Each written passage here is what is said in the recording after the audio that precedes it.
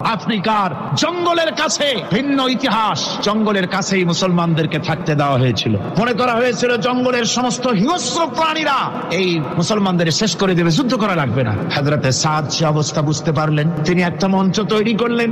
সেই মঞ্চের উপরে দাঁড়ায় জঙ্গলের প্রাণীদের দিকে লক্ষ্য করে তিনি নোটিশ জারি করে দিলেন, বললেন, ইয়া আইয়াতুহাল হাশারাতু ওয়াস-সিবাউ নাহনু আসহাবু রাসূলুল্লাহ সাল্লাল্লাহু আলাইহি ওয়াসাল্লাম। হে জঙ্গলের হিংস্র প্রাণী, আমরা আল্লাহ রাসূলের সাহাবী, ফাইন্না নাজিলুনা ফামান ওয়াজাদনা বাদাহু কাতালনাহু।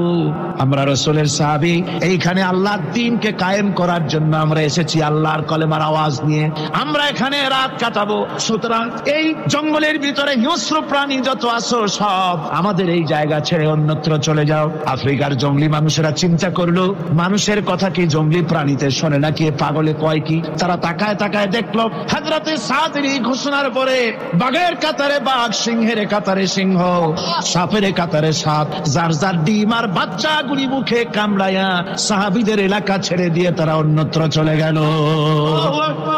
60,000 সৈন্য তাদের অশ্ব নিয়ে, তাদের উষ্ট্র নিয়ে, তাদের মালপত্র নিয়ে, জাহাজের সামান নিয়ে শ্রাবণের খরস্রোতা নদী তাল তরঙ্গমালায় ভরা নদীর উপর থেকে এই সাহাবীরা পাড়ি দিয়ে ওপার চলে গেলেন। ওপার যাওয়ার পরে হযরতে সাদ বলছেন, তোমাদের কেউ কি হারায় গেছে নাকি? সবাই এদিক ওদিক তাকায় খুব করে বলল, মানুষ তো দূরের কথা, একটা উটও আর ঘোড়াও একটাও হারায় যায় নাই।